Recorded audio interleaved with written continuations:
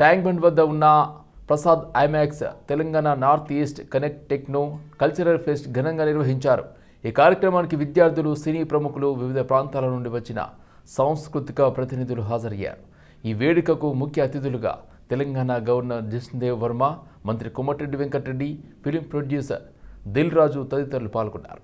ఈ సందర్భంగా గవర్నర్ మాట్లాడుతూ సినిమాలు భాషా అడ్డంకులు లేని కళ అని, ప్రజలను ఏకం చేసే శక్తి ఉందని పేర్కొన్నారు. తెలంగాణ ప్రజలు నార్త్ ఈస్ట్ ప్రాంతం నుండి వచ్చిన సినిమాలను కూడా చూడాలని సూచించారు. ఇటువంటి సాంస్కృతిక మార్పిడి బంధాలను మరింత బలపరుస్తుందని చెప్పారు. తెలుగు సినిమా పరిశ్రమ దేశంలోనే అతిపెద్ద, అత్యంత ప్రభావవంతమైన పరిశ్రమల్లో ఒకటని గవర్నర్ ప్రశంసించారు. తెలుగు సినిమాలు నార్త్ ఈస్ట్లో కూడా విస్తృతంగా చూపబడుతున్నాయి. అవి సందేశభరితమైన భావంతో కూడిన చిత్రాలు కావడం వల్ల అందరికీ అనుభూతిని కలిగిస్తాయని అన్నారు. హైదరాబాద్లో నార్త్ ఈస్ట్ విద్యార్థుల సంఖ్య పెరుగుతుందని, నగరం సాంస్కృతిక వైవిధ్యానికి కేంద్రంగా మారిందని గవర్నర్ అభినందించారు.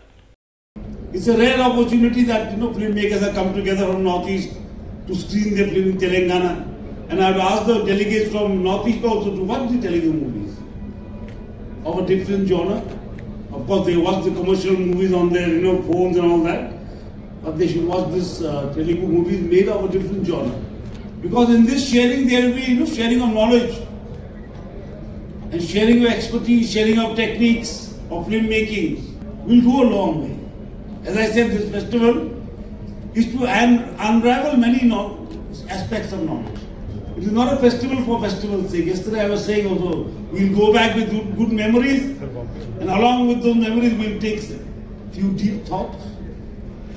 We'll take back ideas of innovations, ideas of collaboration, ideas of cooperation, ideas of coordination. So we want this festival of Technofest to be a incubator of ideas, of innovations, of collaboration between the northeast states and Telangana, one of the most fastest growing states. And you are in a city which is the fastest growing city in India, and in a city which is the home for so many communities, and a lot of northeastern boys and girls are studying here, some are working here. JNTU golden Jubilee వేడుకలు alumni meet ఘనంగా ప్రారంభమైంది. ఈ కార్యక్రమానికి ముఖ్య అతిథులుగా తెలంగాణ రాష్ట్ర deputy CM బట్టి విక్రమార్క ముఖ్య అతిథులుగా హాజరై జ్యోతి ప్రజ్వలన చేసి కార్యక్రమాన్ని ప్రారంభించారు. అనంతరం JNTU యూనివర్సిటీ ఇంజనీరింగ్ కళాశాల ప్రారంభించిన కొత్తలు విద్యార్థిగా చదివిన వారిని సన్మానించారు. ఈ సందర్భంగా university vice chancellor Kishan Kumar Reddy మాట్లాడుతూ 80 ఎకరాల్లో ఉన్న యూనివర్సిటీకి సంబంధించి ప్రాపర్టీ ట్యాక్స్ స్థలానికి సంబంధించిన లీజు డబ్బులను తీసేసేలా చర్యలు తీసుకోవాలని కోరారు. అదేవిధంగా యూనివర్సిటీ అభివృద్ధి కొరకు పెండింగ్లో ఉన్న బకాయిలను విడుదల చేయాలని విజ్ఞప్తి చేశారు. డిప్యూటీ సీఎం బట్టి విక్రమార్క మాట్లాడుతూ JNTU యూనివర్సిటీ దేశంలోనే మొట్టమొదటి టెక్నాలజీగా అవతరించిందని, దీనిని కాపాడుకోవడం మనందరి బాధ్యత అన్నారు. యూనివర్సిటీలో చదివి ఉన్నత స్థాయికి వెళ్లిన ప్రతి ఒక్కరూ వాళ్ళ తల్లిదండ్రులను ఎలా చూసుకుంటారో చదువు చెప్పి ఈ స్థాయికి తీసుకువచ్చిన యూనివర్సిటీని కూడా అలానే చూసుకోవాలని అన్నారు. Today looking at JNTU extraordinary journey from Nagarjuna Sagar Engineering College way back in 1965 to India's first technological university in 1972. To the 100-acre Kukatpalli campus, we know that the dream has not only been fulfilled but exceeded. That's what we all feel. I know when Kishore was talking that he has mentioned when it was started way back in 1965 and, with an architectural college in gun foundry at Massive Tank to the world of artificial intelligence, quantum tech and global innovation. The JNTU story is the story of modern India itself, bold, restless and future facing. If you throw a stone in Silicon Valley, it will land either on IITian or a JNTU alumnus. Frankly, as a government representative, I can't endorse the throwing of stones, but the statistic is accurate. CM Revanth రెడ్డికి తనను arrest చేసే ధైర్యం లేదని BRS working president KTR సవాల్ విసిరారు. ఇవాళ తెలంగాణ భవన్లో మీడియాతో మాట్లాడిన ఆయన ప్రభుత్వంపై కాంగ్రెస్ నేతలపై కీలక వ్యాఖ్యలు చేశారు. ఈ కార్ రేస్ కేసులో ఏమీ లేదని ముఖ్యమంత్రి రేవంత్ రెడ్డికి కూడా తెలుసని, నేను ఏ తప్పు చేయలేదు, అందుకే లై డిటెక్షన్ టెస్టుకైనా సిద్ధంగా ఉన్నా అని కేటీఆర్ స్పష్టం చేశారు. రేవంత్ రెడ్డి ప్రభుత్వం పెద్ద భూకుంభకోణానికి తెరలేపింది. దీనికి కేబినెట్లో ఆమోదం తెలిపారు. అజమాబాద్ భూముల క్రమబద్ధీకరణకు చట్టం తీసుకొచ్చాం. 100% రుసుములతో క్రమబద్ధీకరణకు అవకాశం ఇచ్చాం. ఇతరుల చేతిలో ఉంటే 200% రుసుము పెట్టాం. ప్రభుత్వం ఇప్పుడు చౌకగా భూములు కట్టబెట్టే ప్రయత్నం చేస్తుంది. 9,292 ఎకరాలు ఎవరి సొత్తు అని సంతర్పణ చేస్తున్నారు. ప్రభుత్వం ఈ నిర్ణయాన్ని ఉపసంహరించుకోవాలి. 30% డబ్బులు చెల్లిస్తే క్రమబద్ధీకరణ చేస్తామంటున్నారన్నారు. ఉదాహరణకి హైదరాబాద్ నడిబొడ్డున అజామాబాద్ ఇండస్ట్రియల్ ఏరియా ఉంటుంది. పక్కనే బాలానగర్, కుకట్పల్లి, జీడిమెట్ల, నాచారం, మల్లాపూర్ ఇంకా చాలా ఉన్నాయి. చుట్టూ పారిశ్రామిక వాడలు హైదరాబాద్లో ఓఆర్ఆర్ లోపల బోలెడు ఉన్నాయి. ఎక్కడ కూడా ఇవాళ మార్కెట్లో మీరు చూసినట్టయితే అక్కడ ఎకరం 40-50 కోట్లకు తక్కువ ఎక్కడ ఉండదు. గజాల లెక్కనే ఉంది, ఎకరం లెక్క కూడా లేదు. గజాల చొప్పున 2 లక్షలు, 1,00,000-1,50,000 గజానికి ఈ స్థాయిలోనే ఉంటుంది. ఇవాళ అట్లాంటి భూముల్లో రేవంత్ రెడ్డి ప్రభుత్వం తెరలేపిన కుంభకోణం ఎంత పెద్దది అంటే దాదాపు 9,200 పైచిలుకు ఎకరాలు, దాదాపు 9,300 ఎకరాల భూమి హైదరాబాద్లో. అంటే మీరు సగటున 40 కోట్లు వేసుకున్న ఎకరానికి దగ్గర 4 లక్షల కోట్లు, దగ్గర అంటే 3.5 లక్షల కోట్ల నుంచి 4 లక్షల కోట్ల మధ్యన మార్కెట్ వాల్యూ ప్రకారం. లేదు 50 కోట్లు వేసుకున్నారనుకో సగటున దగ్గర 5 లక్షల కోట్ల విలువ చేసే ఆస్తిని అందులో మరి ఇవాళ ఆయన అనుయాయులకు, ఆయన వందిమాగదులకు, ఆయన బామ్మర్దులకు, ఆయన తమ్ముళ్లకు, ఆయన చుట్టూ ఉండే బ్రోకర్లకు ఇవాళ ఒప్పందాలు కుదిరించి ఒక అతిపెద్ద భూకుంభకోణానికి రేవంత్ రెడ్డి ప్రభుత్వం మొన్న జరిగిన కేబినెట్ సమావేశంలో తెరలేపింది. అందుకే నేనేమంటానంటే చట్టం తన పని తాను చేసుకపోతుంది. నేను ఇదివరకే చెప్పాను ఏ తప్పు చేయలేదని. ఏ తప్పు చేయలేదు. నేను లై డిటెక్టర్ టెస్ట్కే రెడీ అని ఏం చెప్తా, అంతకంటే ఊకే ఎన్నిసార్లు చెప్పిస్తారు నాతో మాట. ఇప్పుడు నేను అడిగేది 9,292 కోట్ల విలువైన ప్రభుత్వ భూమి హైదరాబాద్లో, which is worth about 4.5 to 5 lakh crore. దీని ముఖ్యమంత్రి గారు ప్రభుత్వం ఏ బేసిస్లో అడ్డికి పావు షేర్ అమ్ముతున్నది, ప్రజలకు ఇవ్వకుండా ప్రజల సొమ్మును ప్రైవేట్ వాళ్ళకు కట్టుబెట్టే ప్రయత్నం ఎందుకు చేస్తున్నది? దానికి ప్రధానంగా ప్రభుత్వం సమాధానం చెప్పాలి. వాహనదారులు ప్రజల ఇబ్బందులను దృష్టిలో ఉంచుకొని రహదారుల అభివృద్ధి విస్తరణ కోసం కృషి చేస్తున్నట్లు మాజీ మంత్రి సనత్ నగర్ ఎమ్మెల్యే తలసాని శ్రీనివాస్ యాదవ్ తెలిపారు. సనత్ నగర్లోని ఫాతేనగర్ ఫ్లైఓవర్ వద్ద 30 లక్షల రూపాయల వ్యయంతో చేపట్టనున్న సీసీ రోడ్ నిర్మాణ పనులను ప్రారంభించారు. ఈ సందర్భంగా ఆయన మాట్లాడుతూ రోడ్డు నిర్మాణ పనులు నాణ్యతతో సకాలంలో జరిగే విధంగా పర్యవేక్షించాలని సంబంధిత అధికారులను ఆదేశించారు. ఫాతేనగర్ ఫ్లైఓవర్ విస్తరణ కోసం స్థల సేకరణలో భాగంగా గుర్తించిన ప్రాపర్టీలకు సంబంధించి ఉన్న అడ్డంకులను కూడా పరిష్కరించి సీసీ రోడ్డు పనులు జరిగేలా చర్యలు తీసుకోవాలని అన్నారు. స్థానికులు పలు సమస్యలను ఎమ్మెల్యే దృష్టికి తీసుకురాగా పరిష్కారానికి చర్యలు తీసుకోవాలని అక్కడే ఉన్న సంబంధిత అధికారులను ఆదేశించారు. అమీర్పేట్లోని కనకదుర్గమ్మ ఆలయం నుండి ఫాతేనగర్ వరకు గల రహదారి నిత్యం ఎంతో రద్దీగా ఉంటుందని వివరించారు. ఇరుకైన రహదారి కారణంగా వాహనదారులు ప్రజలు పడుతున్న ఇబ్బందులను దృష్టిలో ఉంచుకొని తెలంగాణ ప్రభుత్వంలో రోడ్డు విస్తరణ పనులు పూర్తి చేసి ఇబ్బందులను తొలగించిన విషయాన్ని గుర్తు చేశారు.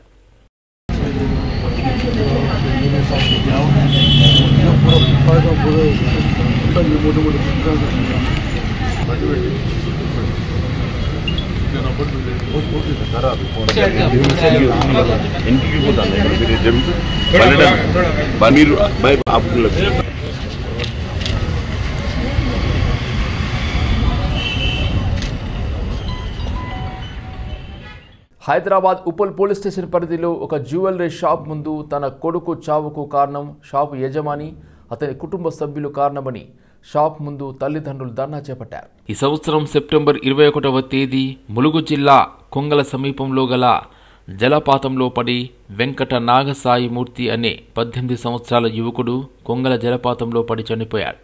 అతని స్నేహితులపై కేసు నమోదు చేయాలని, తనకు ఇంట్లో తెలియకుండా తీసుకెళ్లారని మాయమాటలు చెప్పి కిడ్నాప్ చేసి తీసుకెళ్లారని అనుమానాలు వ్యక్తం చేస్తూ రాచకొండ కమిషనరేట్ ఉప్పల్ పోలీస్ స్టేషన్లో తండ్రి పవన్ గణేష్ ఫిర్యాదు చేశాడు.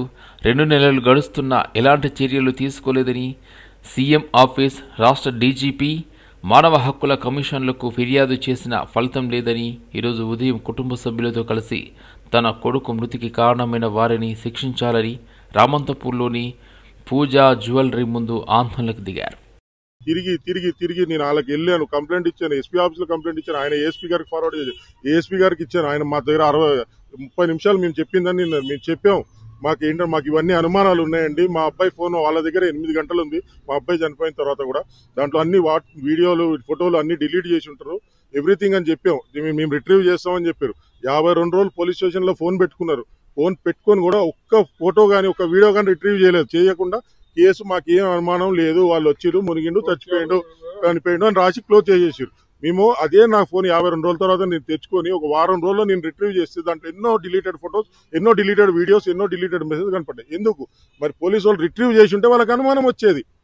రిట్రీవ్ చేసి ఉంటే ఎందుకు ఫస్ట్ క్వశ్చన్ ఏంటంటే ఎందుకు డిలీట్, వీళ్ళు తప్పు చేయకపోయి ఉంటే డిలీట్ ఎందుకు చేసిరు? నా కొడుకు ఫోన్ నుంచి ఫోటోలు వీడియోలు డిలీట్ చేయాల్సిన అవసరం ఏముంది? డిలీట్ చేసిరు అంటే అక్కడ ఏదో తప్పు జరిగింది.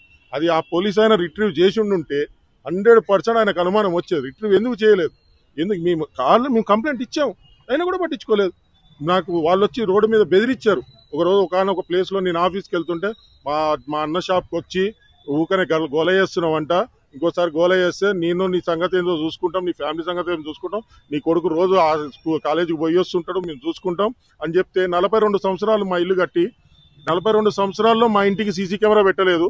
42 సంవత్సరాల తర్వాత ఈరోజు మా ఇంటికి సీసీ కెమెరా పెట్టాల్సి వచ్చింది. అది నేను భయపడాల్సి వచ్చింది. అందుకనే పోలీస్ స్టేషన్కి వచ్చి ఫిజికల్గా కంప్లైంట్ ఇవ్వకపోవడానికి మెయిన్ కారణం ఎందుకు, వాళ్ళు నన్ను గమనిస్తున్నారు. నేను ఏ రోజు పోలీస్ స్టేషన్కి వెళ్తానా, నేను చూసుకుందామని. అందుకే నేను రిజిస్టర్ పోస్ట్ ఒక పెద్ద బుక్లెట్, ఈ బుక్లెట్ అందరికీ రిజిస్టర్ పోస్ట్ చేశారు.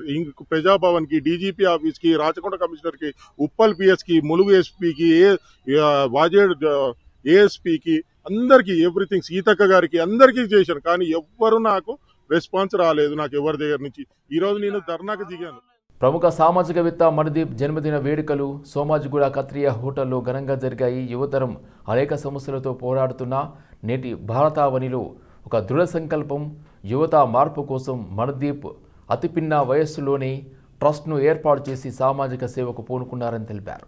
కరోనా మహమ్మారి సమయంలో బయటికి రావడానికి భయపడ్డ ప్రజానికానికి నేనున్నానంటూ అండగా నిలిచి చలిలో పడుకునే యాచకులకు దుప్పట్లు పంపిణీ చేశారు. అటువంటి వ్యక్తితో ఉన్న మనిషి మరిన్ని సేవా కార్యక్రమాలు చేసేలా ప్రముఖ వేద పండితులు చినజీయ స్వామి నుండి మొదలుకొని వారి శిష్యులందరూ ఆయన జన్మదిన వేడుకల్లో పాల్గొని ఆశీస్సులు ఇవ్వడంతో పాటు యువత చెడు మార్గాన్ని వదిలి మణిదీప్ లాంటి యువ సామాజికవేత్తను స్ఫూర్తిగా తీసుకుని విద్యా ఉద్యోగంలో రాణించడంతో పాటు సమాజ సేవలో కూడా వారి వంతు పాత్ర పోషించేలా ప్రతి యువకుడు యువతి కృషి చేయాలని, ఈ సందేశం ప్రతి కుటుంబం అందిపుచ్చుకోవాలని, సేవా మార్గంతో కలిగే సంతృప్తి సంపాదనలో ఉండదనే విషయాన్ని గుర్తించాలని సందేశం ఇచ్చారు.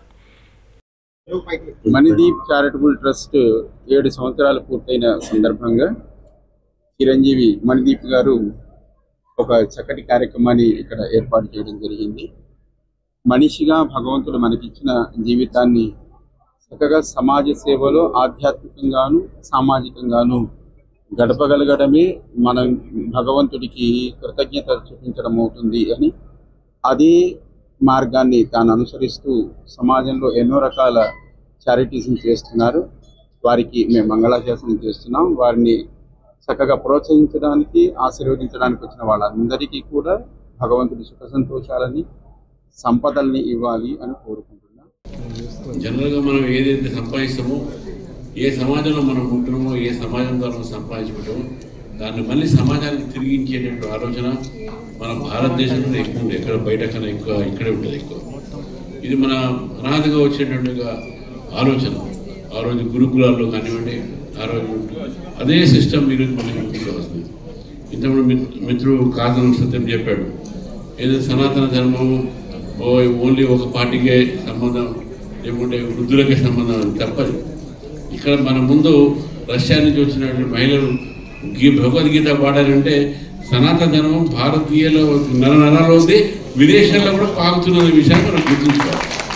ఇది మన దేశం గొప్పతనం.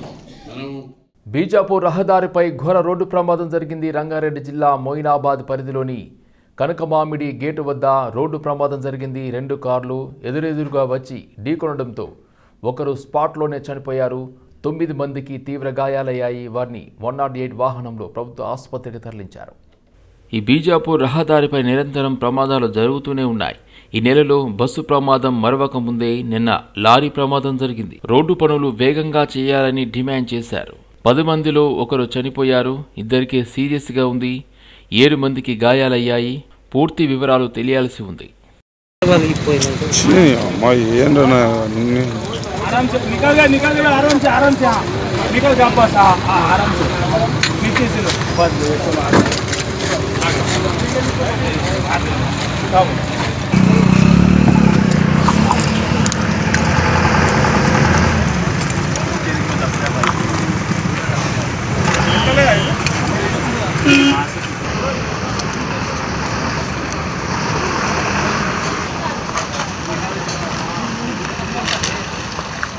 తీసుకున్న అప్పు తీర్చమంటూ భయభ్రాంతులకు గురి చేయడంతో వనస్థలిపురం సాహెబ్ నగర్కు చెందిన శ్రీకాంత్ అనే యువకుడు సెల్ఫీ వీడియో తీసుకుని ఉరివేసుకుని ఆత్మహత్యకు పాల్పడ్డాడు.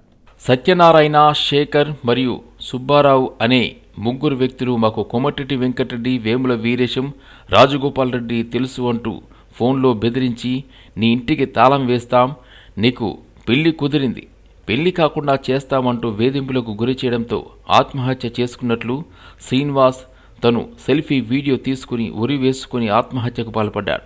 కేసు నమోదు చేసుకున్న వనస్థలిపురం పోలీసులు అప్పుల కోసం వేధింపులకు గురి చేసిన 4 వ్యక్తులపై చర్యలు తీసుకుంటామని తెలిపారు. పిడుగు సత్యనారాయణ, సుబ్బారావు, అప్పం శేఖర్, ఐతగోని శేఖర్, వీళ్ళు 4 నన్ను మరీ భయభ్రాంతులకు గురి చేసి మీ ఇంటికి తాళం వేస్తాం, నిన్ను చంపేస్తాం, మా గురించి నీకు తెలియదు, నువ్వేమో అనుకుంటున్నావు మా గురించి. ఇప్పటి వరకు 9:30, 10, 11 గంటల వరకు కూడా అప్పం శేఖర్ కూడా ఒకటే ఫోన్ చేసిండు. ఫోటో స్టూడియో సీన్ వాళ్ళ ఫ్రెండ్ అప్పం శేఖర్ పక్కన రూమ్ పక్కన ఉంటాడు ఐతగోని శేఖర్ భార్యను అప్పం శేఖర్ ఉంచుకోండు.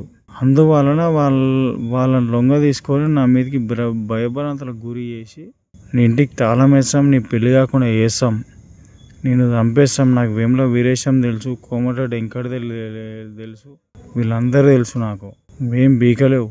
నేను పిడుగు సత్యనారాయణ, సుబ్బారావు సార్ ఒకటైనాం, నేను చంపాలని చూస్తున్నావు, నువ్వు ఏడ దొరుకుతావు అని. నువ్వు రేపు కనుక దొరకకుంటే మీ ఇంటికి తాళం వేస్తాం, నీ పెళ్లి కాకుండా చూస్తాం. మీ పెద్ద మనుషులకు కానీ ఇవ్వనికి ఎప్పుడో ఇవ్వడేం బీకాడు అని నన్ను చాలా టార్చర్ పెడుతుంది వీళ్ళు 3. దీనికి కారణం పిడుగు సత్యనారాయణ, సుబ్బారావు, అప్పం శేఖర్, ఐతగోని శేఖర్, వీళ్ళు 4 దీనికి కారణం. లేదన్నా అంటే కూడా వీళ్ళు వినిపించుకోకుండా నీ పెళ్లి కాకుండా చేస్తాం, నీ ఇంటికి తాళం వేస్తాం అంటే అన్న వద్దన్నా నా ఇజ్జత్ పోతుంది అంటే కూడా వినిపించుకోకుండా నన్ను భయభ్రాంతులకు గురి చేసి దీనికి కారణం ఈ 4 వ్యక్తులు మాత్రమే.